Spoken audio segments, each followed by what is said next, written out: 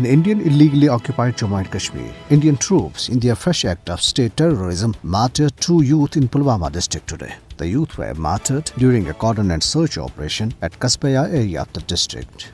Forces deployment have been made and restrictions placed in the area to prevent people from protesting against the fresh killing. It's worth mentioning here that the troops martyred 20 Kashmiris in the last month of November. As per the data issued by the research section of the Kashmir Media Service today, 8 youth were martyred in FAC encounters and in custody. 18 people were injured due to use of brute force, firing and tear gas shelling on peaceful demonstrators and mourners in occupied territory. 66 civilians, mostly youth, were arrested and many of them were slapped with black laws, Public Safety Act and Unlawful Activities Prevention Act in a total 209 cordon and search operations during the month. In a shocking revelation, Kashmiri children who were rendered orphaned due to the ongoing Indian state terrorism and COVID-19 in Indian illegally occupied Jammu and Kashmir are up for sale in Indian markets. According to an investigative report published in Indian newspaper India Today, the inhuman practices being carried out by non-governmental organizations, Global Welfare Charitable Trust and Noble Foundation, which sell one Kashmiri orphaned child at Rs 75,000 to 1 million in the Indian market.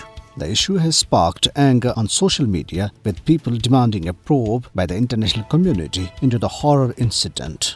Kashmiri journalist Samir Yasir, who works for the New York Times as a reporter, wrote on Facebook that an outsider owner of an orphanage in the Chandpura area of Srinagar has been multiple times involved in shameful activities. He said despite complaints, nothing has happened and children, mostly victims of the Kashmir conflict, continue to suffer. Experts working for children's rights believe that such fearless trafficking of Kashmiri children in the Indian markets cannot be possible without the active backing of the BJP government in New Delhi, which is already working on multiple plans to curtail Muslim majority in Indian illegally occupied Jammu and Kashmir. Meanwhile, around a dozen houses were gutted in a massive fire in a remote hilly area of Grays in Bandipora district today. In India, a Muslim shrine located at Panchayat Bhavan in Haryana's Balabgarh was razed to the ground by a mob of Hindutva activists on the pretext that conversion and illegal activities were being carried out there.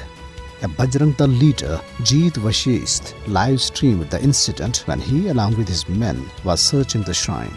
He showed 2 booklets, branding them as Pakistani guides on the conversion and the tips for how to keep 10 wives.